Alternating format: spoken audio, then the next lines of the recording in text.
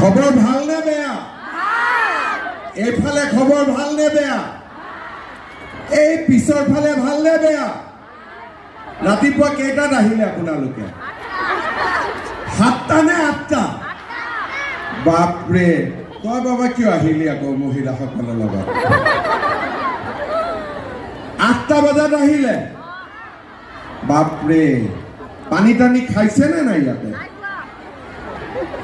কোনে কোনে ভাত নোখোৱাকৈ আহিছে? হে ভগৱান। ঠিক আছে, আপোনালোকে সোনকালে ঘৰত যাব লাগিব। সেইকাৰণে আজি মই বহুত দীঘলীয়াকৈ নকওঁ।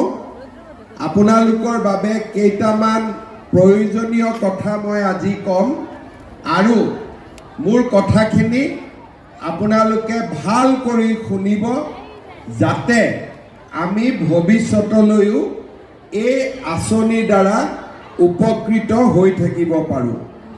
আজিৰ সভাত আমাৰ মাজত উপস্থিত অসম চৰকাৰৰ মন্ত্ৰী অশোক সিংঘাল ডাঙৰীয়া, সাংসদ ৰঞ্জিত দত্ত ডাঙৰীয়া, সন্মানীয় বিধায়ক গণেশ লিম্বু ডাঙৰীয়া, পৃথিৱীৰাজ ৰাভা ডাঙৰীয়া, কিশোৰ উপাধ্যায় ডাঙৰীয়া, তুলসী বৰঠাকুৰ ডাঙৰীয়া, ঋতুবৰণ শৰ্মা ডাঙৰীয়া, মৃদুস্মিতা হাজৰিকা ডাঙৰীয়ানী, আমাৰ জিলা পৰিষদৰ মনীষা উপাধ্যায়, ঢেকিয়াজুলি টাউন কমিটিৰ চেয়াৰমেন সুস্মিতা দেৱ, তুলিকা শইকীয়া, হেমন্ত ডেকা, জিলাই আমাৰ অতিৰিক্ত মুখ্য সচিব কল্যাণ চক্ৰৱৰ্তী, আমাৰ মাজত উপস্থিত জিলা আয়ুক্ত আনন্দ দাস, MD ASRLM কুন্তলমণি শৰ্মা বৰদলৈ আৰু আজিৰ সভাত উপস্থিত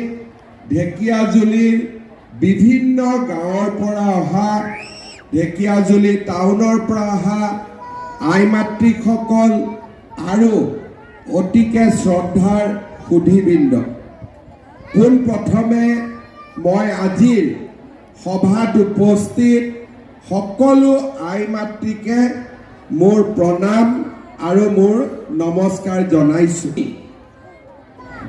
অসমৰ যোন স্থানলৈকে গৈছোঁ, আই মাতৃসকলে এই আঁচনিখনক লৈ যথেষ্ট উৎসাহ দেখুৱাইছে আৰু আজি আমাৰ ঢেকিয়াজুলিতো ৰাতিপুৱা 8 বজাৰ পৰাই আই মাতৃসকল ইয়াত সমবেত হৈছে। আঁচনিখনৰ ধন